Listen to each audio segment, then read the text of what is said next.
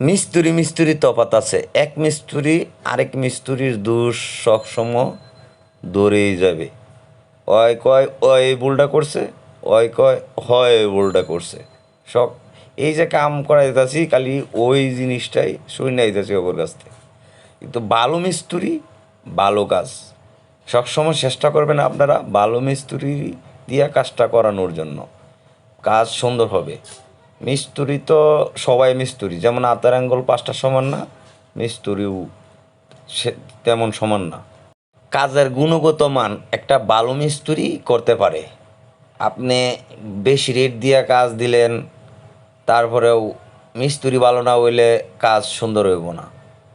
Rate ভালো দিতে হইব, মিস্ত্রিও ভালো খুঁজে নিতে হইব।